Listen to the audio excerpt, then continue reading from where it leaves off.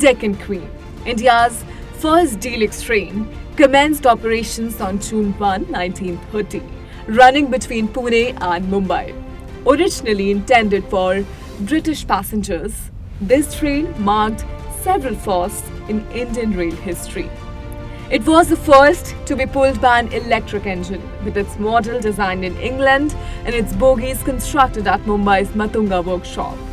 The Deccan Queen was pioneering in including a special coach for women and a separate dining car for passengers. Initially, the train featured only first and second class coaches. In January 1949, the first class was abolished and the second class was upgraded to first class. A third class was introduced in June 1955.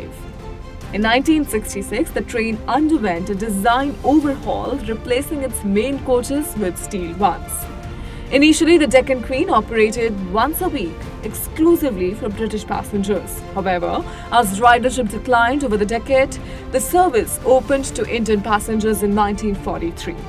Despite these changes, the Deccan Queen continues to connect Pune and Mumbai, maintaining its historic legacy.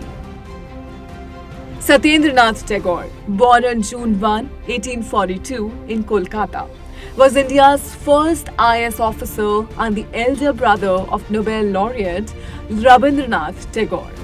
A multifaceted personality, Satyendranath was also a writer, poet, musician, and social reformer, contributing significantly to the upliftment of women. In 1863, he passed the Indian Civil Service examination and began his career in 1865 as an assistant magistrate and collector in Ahmedabad. Tagore served in the civil services for approximately 30 years, ultimately retiring as a judge in Satara, Maharashtra in 1897.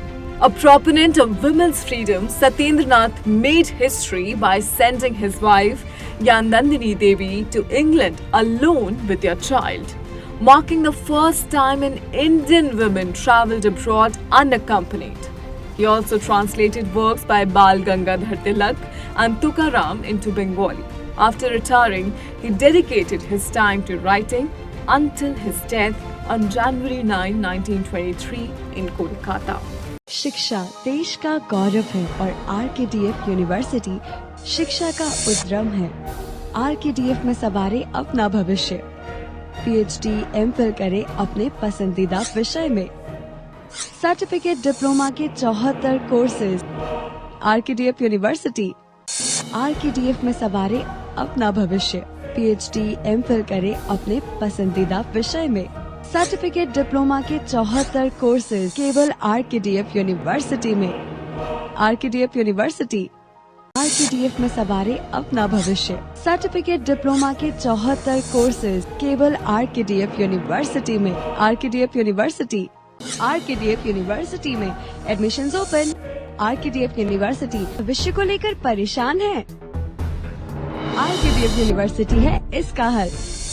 PhD MPhil किसी भी विषय में। Diploma के अनेक अवसर है RKDF university में। Admissions open. RKDF university. Education glorifies nation. The British East India Company was dissolved on June 1, 1874. Established in December 1600 by royal charter from Queen Elizabeth I, the company initially focused on the spice trade, then monopolized by Spain and Portugal. Over time, it expanded its trade to include cotton, silk, tea, indigo, and opium. The company began trading in India with the permission of Mughal Emperor Jahangir, setting up its first factory in Surat. Gradually, the East India Company extended its control over the entire subcontinent, capitalizing on India's vast production capabilities, which made it known as the Golden Bird. Following the Indian Rebellion of 1857, the British government dissolved the company in 1874. Queen Victoria took direct control of India, integrating the company's army into the British Army and disbanding its navy, marking the end of the company's rule. On June 1, 2001, Crown Prince Dipendra Shah of Nepal fatally shot 9 members of his royal family, including his father, King Birendra, mother, Queen Aishwarya, and 7 other relatives. After the massacre, Dipendra shot himself. The tragic incident is believed to have been motivated by Dipendra's love for Devyani Rana, whom he met while studying in England. Despite their desire to marry, Dipendra's family opposed the relationship, preferring he marry within the Shah family. Unable to reconcile his love with his family's expectation, Dipendra's frustration culminated in the tragic killings.